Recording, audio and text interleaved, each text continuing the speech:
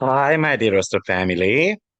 So today we are going to be talking about the upcoming eclipse. The eclipse season is about to start, and I wanted to make this video to kind of talk about it in advance so that you can prepare. We've got a good 10 days left, and this is a heavily aspected eclipse. So it's going to be a little bit longer video than usual.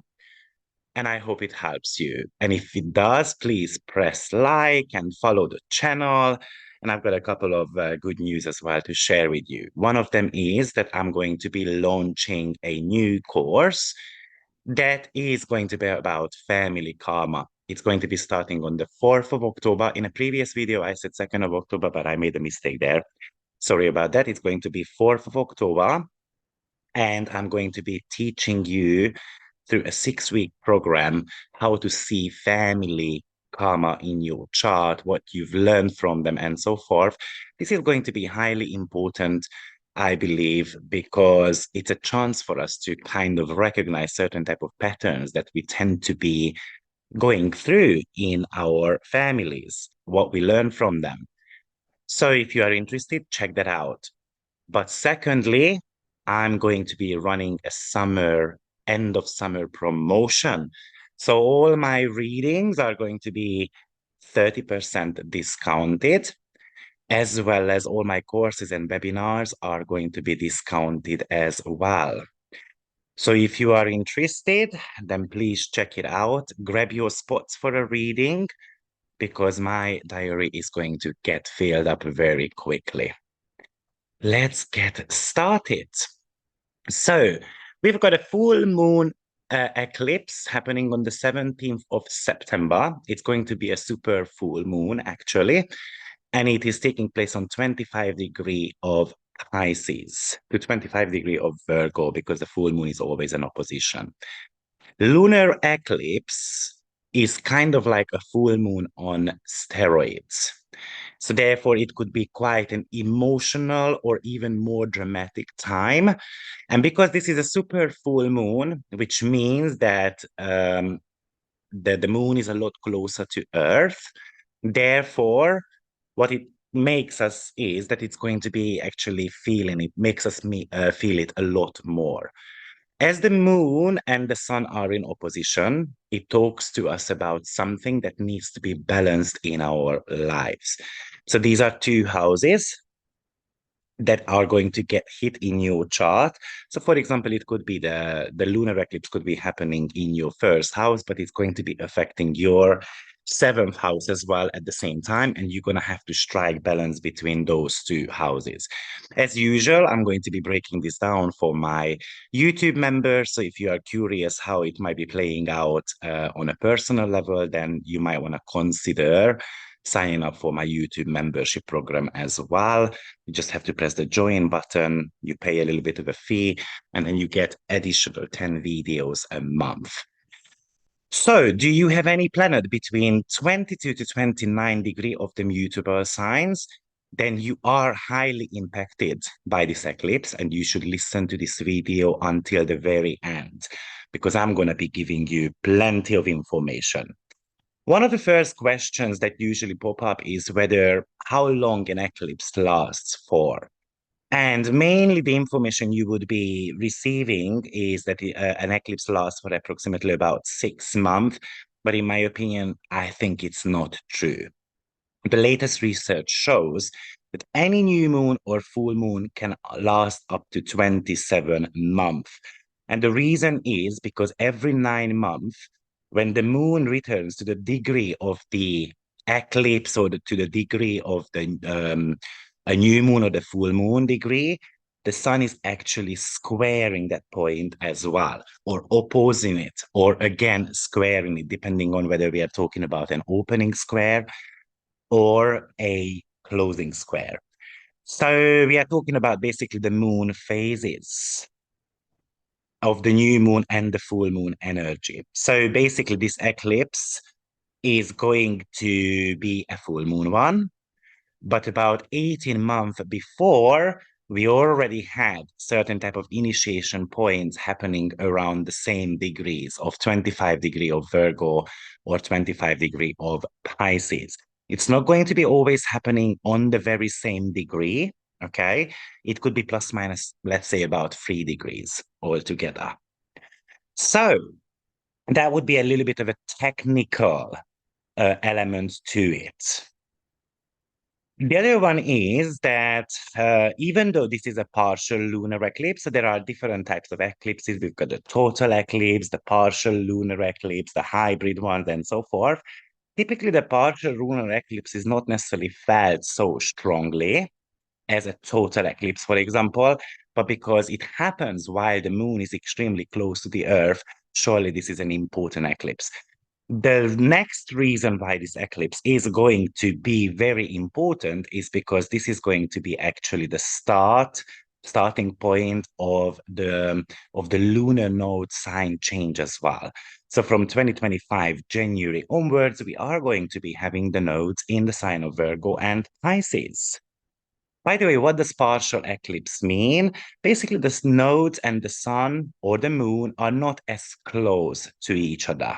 So if you are looking at this chart, you would be seeing that the nodes are approximately about 7 degree, and then we've got the sun and the moon, which are on 25 degree. So we've got a good 17 degree separation going on. And as I said, the supermoon, it means that the moon is a lot closer to the Earth. So there is an intensity or drama coming with it. Now, the sun and the moon are in opposition. So opposition usually or can represent something to do with relationships, relationship with others as well as with ourselves as well. While one planet represents the needs, the other one represents the wants. So the sun wants something and the moon needs something. What needs to be done versus what we pull towards to, that could be the debate here. And also can show that we are lacking something in our lives as well, though, because our life is out of balance, opposition. They show also what we should focus on. And opposition is always kind of like a culmination of an issue, but can represent certain type of endings as well. So first data I would like to give you is that you might want to go back approximately about 18 months before. So we're talking about 2023, approximately about January, February, March. What was going on in your life? Because that gets culminated now. So this is a highly complex eclipse chart. As I said, I will talk about this quite a lot. Quite loads of asteroids are involved as well, but I'm going to try to pick the most important ones. And just because we've got obviously the moon involved, this is a lunar eclipse. The moon can represent our body as well. So, for example, what is our relationship with our body? If it happens, for example, in your first house or the sixth house, or what is your relationship with the work you do? So there's the sixth and the 10th house activations. For example, what I'm trying to say is when I'm talking about relationships, it's not always a person. That's what we need to be focusing on. And a full moon always reveals something to us. But remember, it was always there, and it might have been with us about 18 months now, but we might not have seen it, just felt it. So let us have a look at what the Virgo Pisces axis is to start with. First of all, it's going to talk to you about having to balance out what we do on a daily basis versus what we dream about doing. So obviously these are not the same, right? Some of us want to be a singer, but we end up working in hospitality, for example. So how am I going to be striking a balance there? Finding balance between your physical and emotional health as well. That's a big topic for Virgo and Pisces. Having to realize that both the physical plane and the emotional plane need nurturing. It's kind of like the realization that, you know what, when I'm stressing myself, Virgo, then my physical body gets activated as well at the same time. So this is about the physical health versus the spiritual health, basically. And if we are lacking a bit of a balance, we will end up in certain type of chaos within our body as well, because the energy is not flowing. The energy gets stuck somewhere. Virgo wants to control, while Pisces walks away from any of those, and sometimes it just surrender, gives up. Virgo works, while Pisces wants to retire. So another message with this eclipse is that we're going to have to strike a balance, how much work we do, how much energy we put into something, versus knowing when to walk away from a situation. Virgo is going to analyze, while Pisces doesn't care about the details, it wants to go with the flow. So Virgo pretty much does a risk analysis about a situation, but Pisces says sometimes we need to experience certain things in our life. Otherwise, we will regret it later on and we might get disappointed. Virgo represents the tools we use to fix things, while Pisces are the tools we use to soothe the soul. Often we hide behind these, or we get obsessed with those as well. So, how to restore a balance? This is one of the major questions with this eclipse. But we might not be able to see things clearly because this lunation actually conjuncts Pisces. We might allow our intuition or emotions to cloud our own judgments. While Virgo wants to tidy up things, Pisces just doesn't have the strength to get out of bed. So, am I going to go and then fix things, or am I going to be actually just, again, give up because I'm tired? Sometimes it could also indicate, with Neptune being there, that we are trying to fix something that is not there, trying to control something uncontrollable. So, how busy is your schedule? Maybe we need to be able to let it go a little bit. We need to make space in that schedule. Maybe we don't allow our mind to wander about as much. Maybe we are worried about what is about to come, what's the future look like, and so forth. And then we don't allow ourselves to dream. So this eclipse is telling us that we need to allow ourselves to dream about who we can become. Or imagine that Virgo is a very useful sign and Pisces represents guilt. So I feel guilty about not working. I feel guilty about missing out on work, for example, or not going to the gym, or not being able to help others. I feel sorry for others, but feeling guilty of not being able to help, because I see so many people struggling, or I see so many people suffer, and it makes me upset, sad, but I have no tools to actually help them. Feeling guilty of actually having to ask for help as well. Often Virgo just does the work 24/7. Obviously, the engine is going to be a little bit, ran down. So where is your rest? When are you going to be recharging your own batteries? So, Neptune, what does Neptune do to an eclipse? Well, with Neptune, we tend to sacrifice something. So it shows that we either sacrifice our spiritual or physical physical health to help others. Neptune represents the drama triangle. So I try to help and no one says thank you. And then I get into the picture of, or I get into the situation of, blaming others for all the things that haven't happened in my life because I made certain type of sacrifices. Or with Neptune, we give up. So we give up on trying to put a system in place. We give up talking about something that matters to us and close to our heart. Neptune makes things sensitive. So it can really make us very sensitive. We can even go down on a memory lane. We could think about the past rather than focusing on what is right in front of us. Virgo focuses on something that is right there, while Pisces is kind of like dreaming about the past or the future. So yes, there is the need here to be able to focus. We might not even know what is wrong in our life. We just take the blame. Or we might not know what is wrong, but we know that there is something wrong there.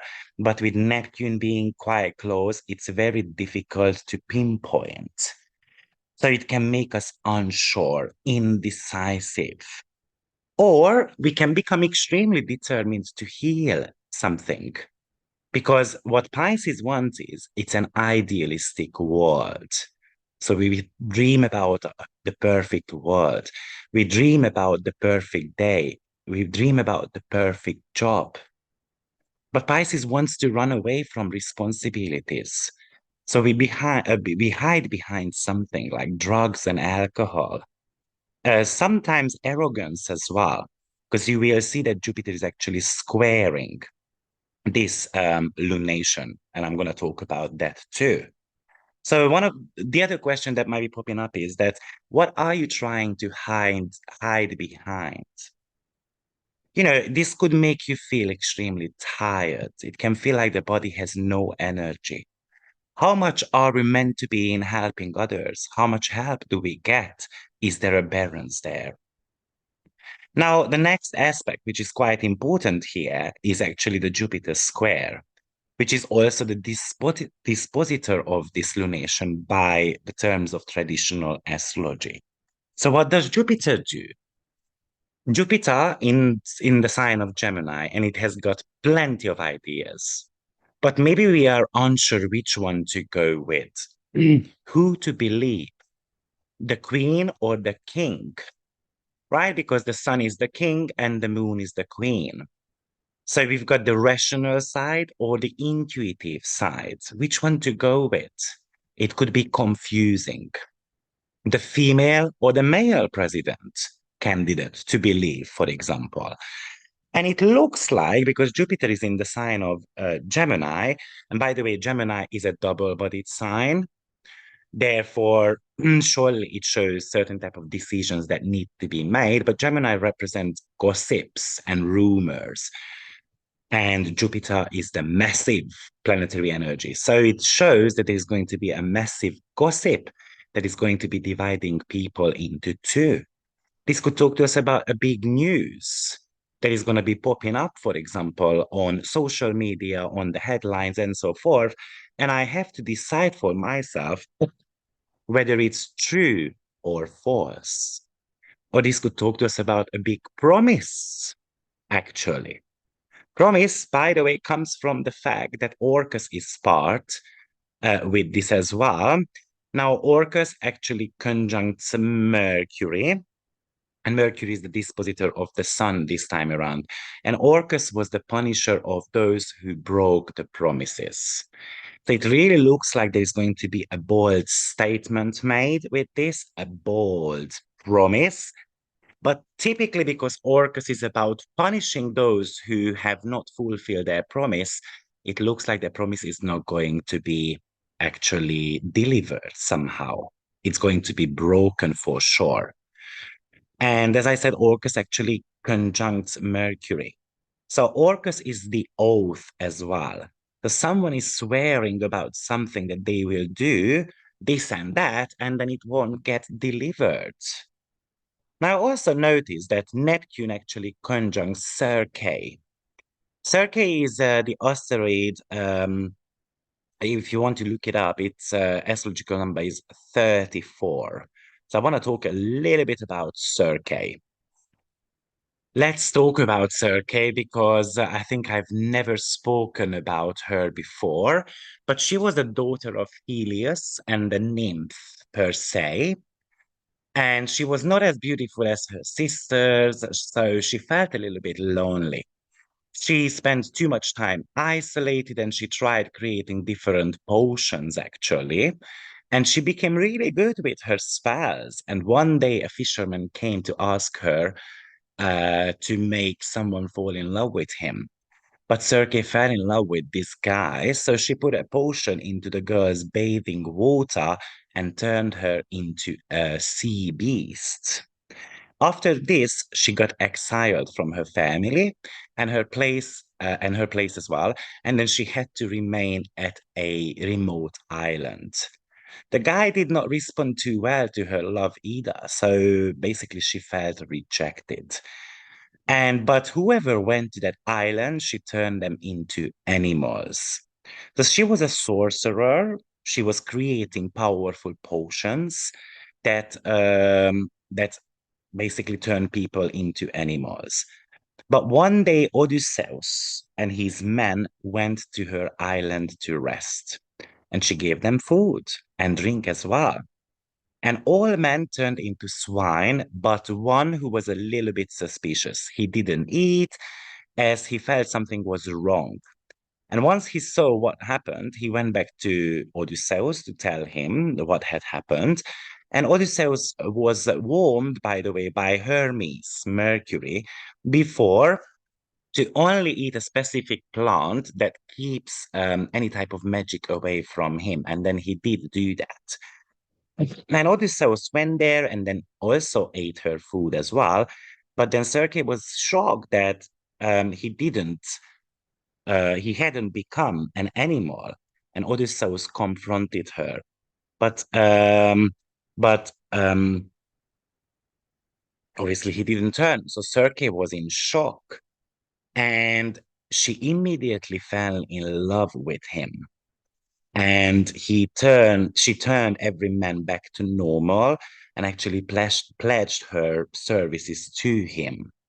So that would be the story behind Circe. So from an astrological point of view, what does it show? It shows magical skills. It shows isolation, also intrusion as well at the same time, because probably she felt intruded in all these by all these men, visiting her island. But also she felt lonely. It can represent being in love with love as well, falling for someone too quickly. But also it would represent someone who plays tricks as well as being tricked by others.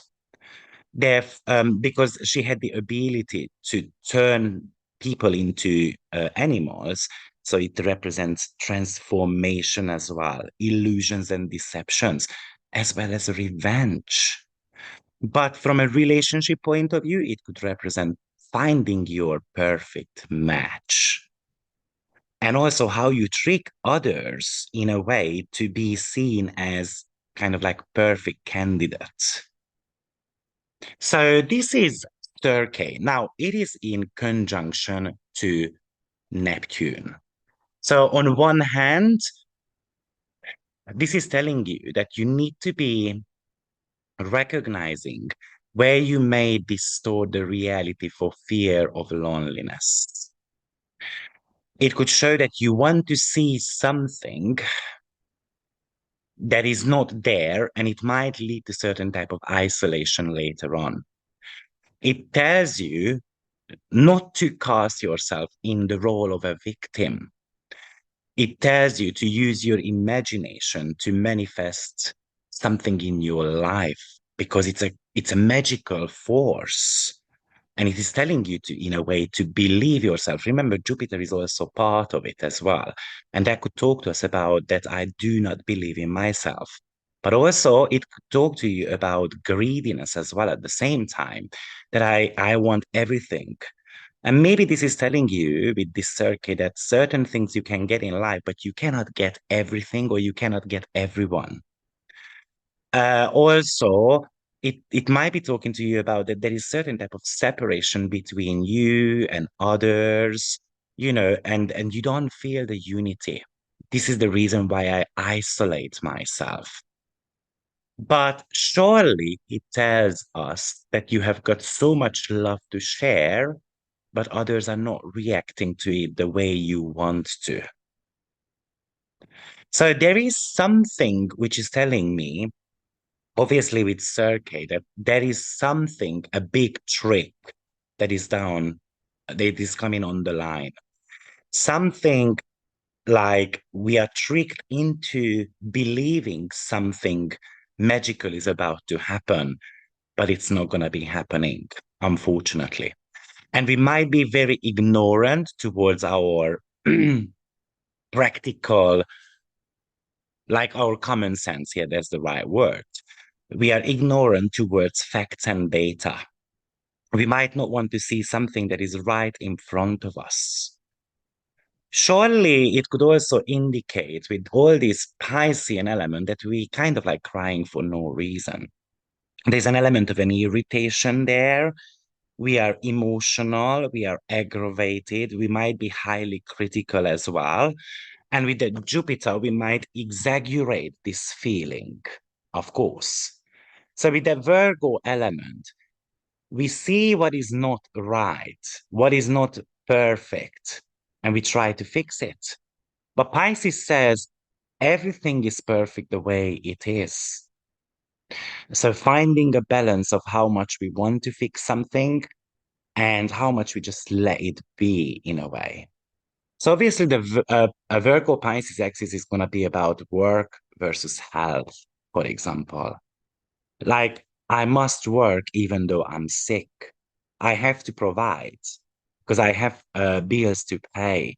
I have to get to work. I want to feel useful. But the Jupiterian element also, how optimistic I am that I can achieve my dreams.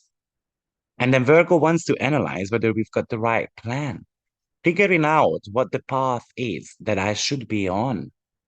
We might need to realize that you want to be in service to others, you want to do something charitable. Now, Pisces, Neptune, it pretty much indicates that there is going to be a flood.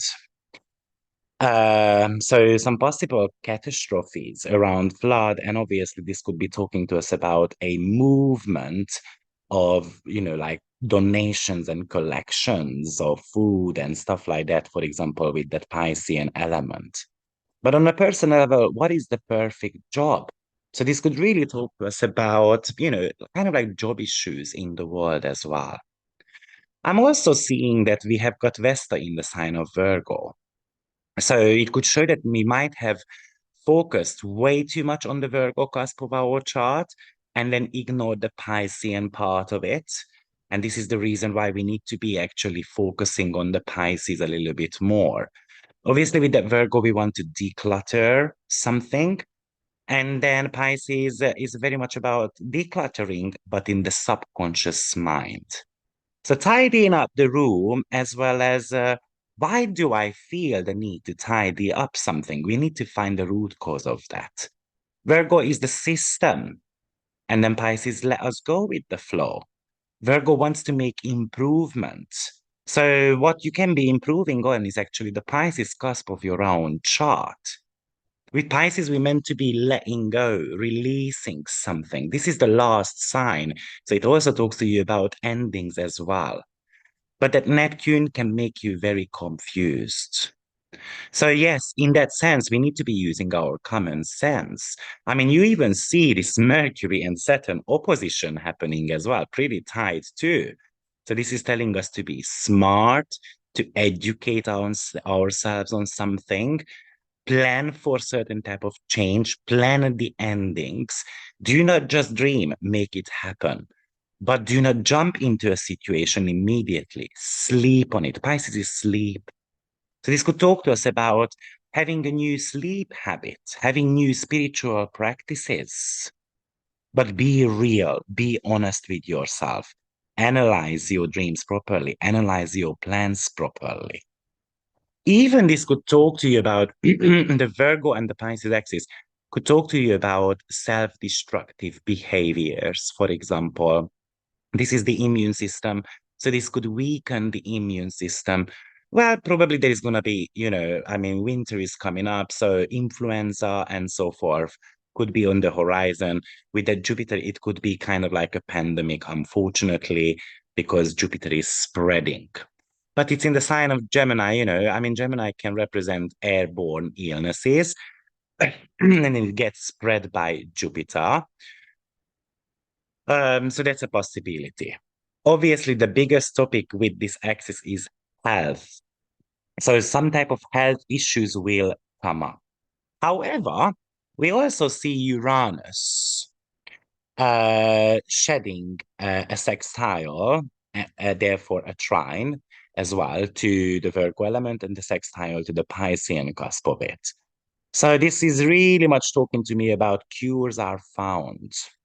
Now let's talk about this a little bit with this Uranus as well. Let's do exactly the same way how we did with the keywords connected to Neptune and which one was the other one I talked about? Jupiter. So with Uranus, it awakens you. Keywords to Uranus are discovery, shocks, liberation. It's a breakup. It's rebellious. It's about questioning something as well. So it looks like we've got an existing pattern going on, like a structure, and that gets disrupted somehow. A change, a system change, Virgo is coming. That is going to be unfortunate, or it's going to get promised to us that the system is going to be changing this way and that way. For example, very quickly. There is that awakening moment about the truth as well. It's kind of like when the lights are switched on, all of a sudden we know what is happening. So Uranus is the intuitive hit. We are asked to listen to our intuition. Yes, sometimes with Uranus, painful truth is revealed as well.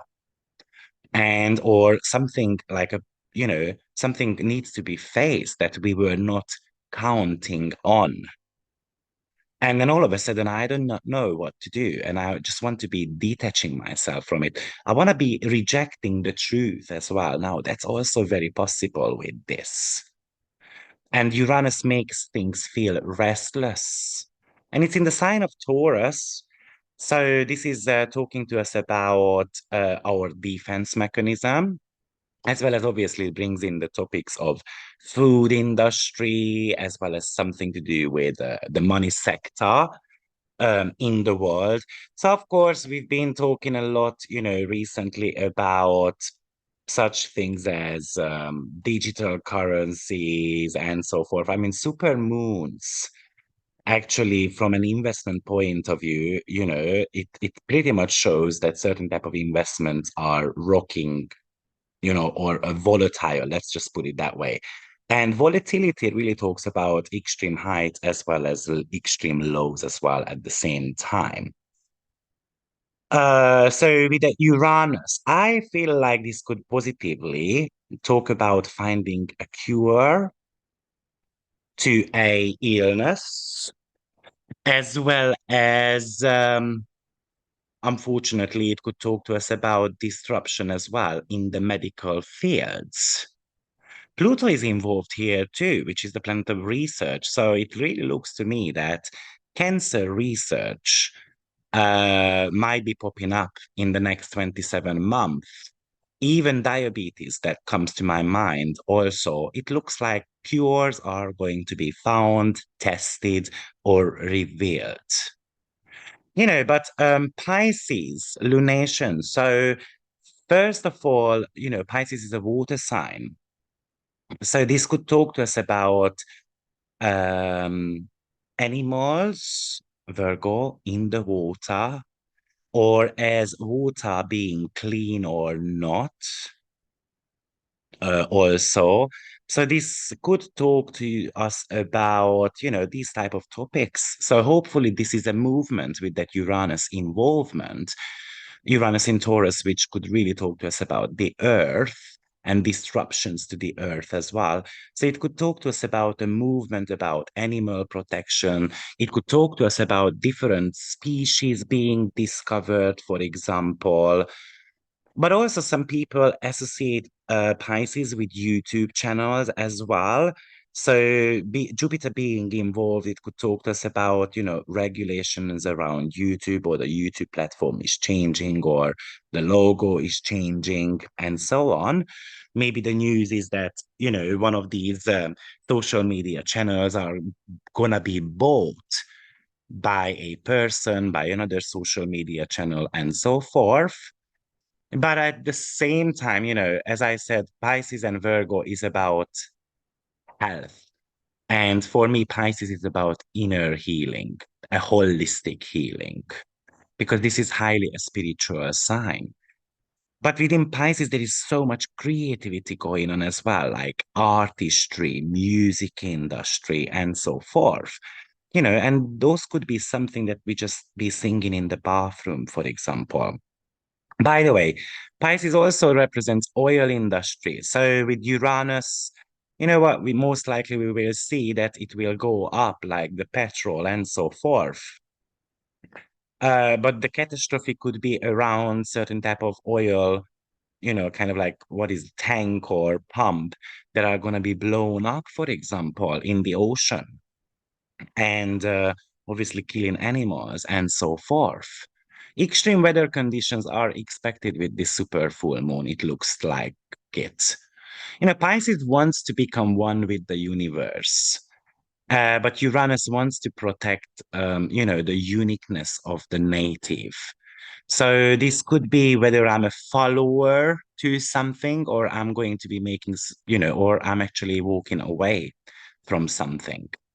And we shouldn't be forgetting that Saturn is also still in the sign of Pisces. So Saturn usually bursts the bubble.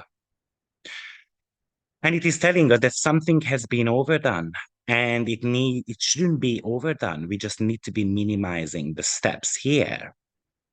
So Jupiter, while it wants to do a lot of things, Saturn is calming the situation down here and tells you know what, just do the bare minimum. Now, some of the last eclipses, I mean, as I said, this eclipse kind of it originates somewhere from 2023, sometimes January, February time. It's approximately about 18 months before. To be precise, it happened in 2023, February. But the last eclipse we had in the sign of Pisces and Virgo was 2016 September or 1997. So you can even go back and look at what was going on around that time as well in your life. This might be helping you understand what to expect from this eclipse. However, not every eclipse is the same because the chart is not static, planets are moving around, but it can give you a general theme. Another aspect what we've got is actually a Pluto trine. So now with Pluto, let's just talk about Pluto as well. So what are the keywords to Pluto? Well, it wants to transform something. Pluto explores, obsesses, exposes, destroys, violates, but also makes redundant. It wants something to be reborn. It empowers, uncovers, and also compels to do something. Pluto forces a fresh start, and often it comes with a crisis. Pluto is back into the sign of Capricorn. So we've got some type of crisis situation going on in the political world, in the building industry. And Pluto says it's time to rebuild. Time to rebuild the hospitality, for example. Try to rebuild the medical field. We need to be cleansing that. We need to be leaving psychological blockages behind. And Pluto works in an intense way. It strips away what is unnecessary or anything that is superficial. So, what I'm kind of feeling again, obviously, we are in the middle of the elections. So, it's impossible not to talk about them. But what it feels like is that someone is going to be revealing a secret about one to another. And this is going to be stirring up the world quite significantly. But Pluto tries to shine light on your darkness, to explore your own blockages, Capricorn, to explore your own responsibilities. how much am I responsible for the world being, here? Because it's something varies. Pluto is also the natural, I mean, not natural, but like the hidden resources of the earth as well. So this could very much again talk to us about, unfortunately, the death of an island, or death on islands as well. I also looked at where this lunar eclipse is running, and it's running through Australia and New Zealand area. So maybe an island can be a little bit of victimized there somehow, for example. It really feels like with that Plutonian element, we need to be facing our deepest fears. We need to be unloading burdens and obligations in our life. But also with Pluto, it's very easy to manipulate as well, though. And that's another big keyword here. Of course, it's worth having a look at where the nodes are too. So the North Node is on 7 degree of Aries. It is still squared by Ceres. So somehow Ceres, which is about agriculture and food industry. So the prices of the food could be coming up as a topic, as well as allergens, for example. Um, as I mentioned before, like an extreme flood that can cause harm on the fields. So therefore, anything to do with grains, like the prices of bread, bakery items, could be going up quite significantly, unfortunately. But what I've noticed, and this is going to be another video, by the way, but Mars is squaring the nodes and it's going to be a longer period. Mars is going to be spending approximately about 7 months in the sign of Cancer, even though it's going to be shifting into Leo and it's going to turn retrograde on 6 degree of Leo, but the majority of the time, Mars will be spending in the sign of Cancer. So that is a very significant one, but I'm going to be making a full video on that in the upcoming days. So I'm just going to be briefly summarizing what is going on here. Mars is the planet of anger. And Mars in Cancer, I'm angry with the place I live in. I'm angry because of my family. I'm angry in a way uh, because, for example, imagine if I'm tying this up. Let's say a country is helping another country with bakery items. But why are you helping others when in my country the prices are going up? And then you're going to be increasing the price of the bread so much that, I'm struggling actually to uh, pay for it. Because spices also can represent food banks as well. It's charitable sign. So why do we give away our food to other countries when we are short also? Or we give it cheaper to another country and so forth. And then it just makes me angry. So Mars in Cancer is about the protection of my homeland, the protection of my family, the protection of in a way the borders as well. So, that's it looks like, but also with Mars, we protect too. So it Cancer, again, the water element comes into the picture, the protection of water.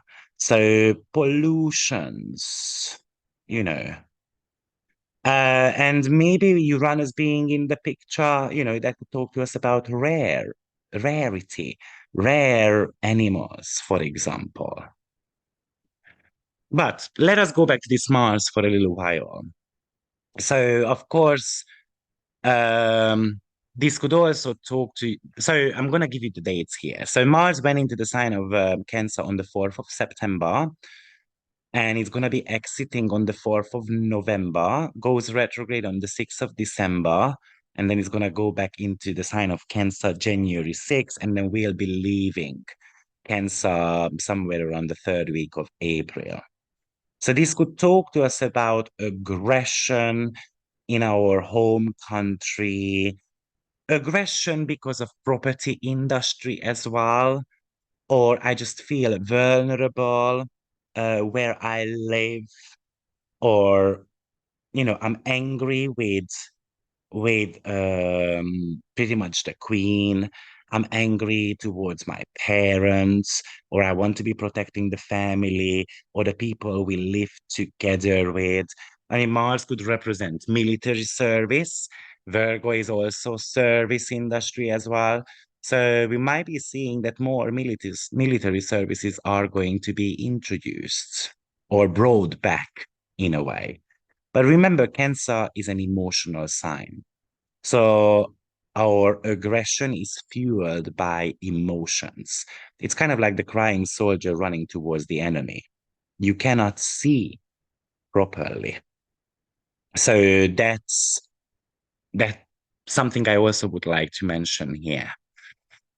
So I spoke about the Mercury and Orcus conjunction, which is quite big. So as I said, someone promises something big and then it gets broken. Mercury actually disposes Jupiter. So some major gossip that gets blown out of the ballpark, and then we don't know what to believe.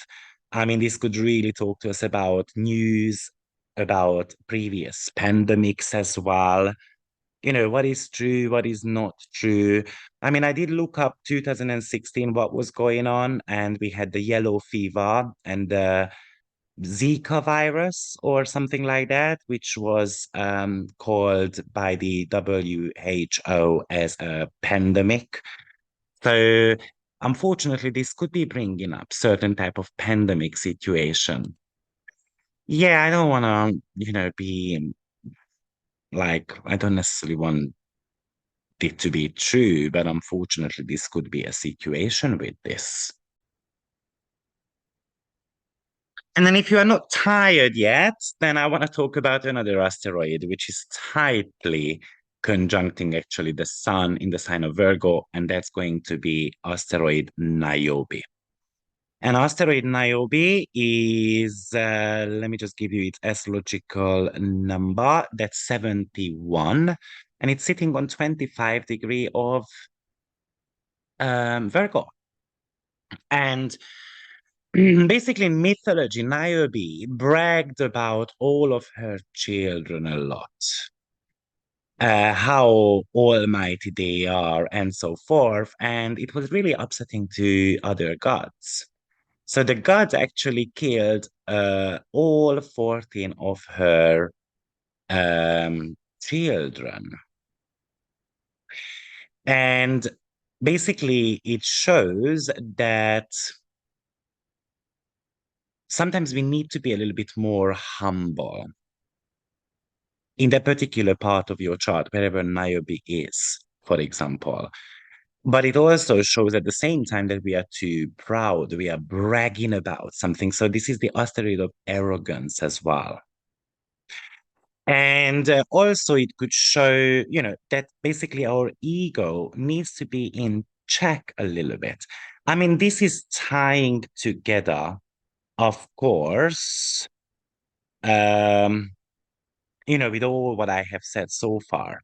So Niobe is also, that you have got all these talents and so forth. So it makes someone big-headed. So I was talking about these big promises, right? And surely this could be becoming a quite kind of like a topic, basically. Right? So let's see. I mean, by the way, Niobe was the descendant of the gods. She was the granddaughter of Zeus, and her husband had founded a Greek city. So she was extremely proud of her heritage. As I said, she had 14 children. And also she kind of insulted the gods as well. So this is one of the reasons why they wanted to take revenge on her by killing all her basically offsprings. And Niobe's husband actually killed himself in grief because of this tragedy. And then Niobe fled to the wild, where she was transformed into a huge rock. and that rock was kind of like the container of tears of remorse, basically. So this is about bragging about accomplishments as well. So a lot of bragging is happening within this chart. Basically, that's what we are seeing here.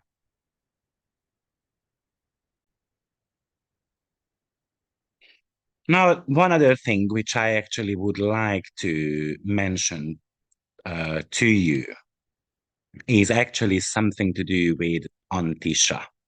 It's something that you are not aware of what an Antisha is. Basically, it's a shadow point of a planet.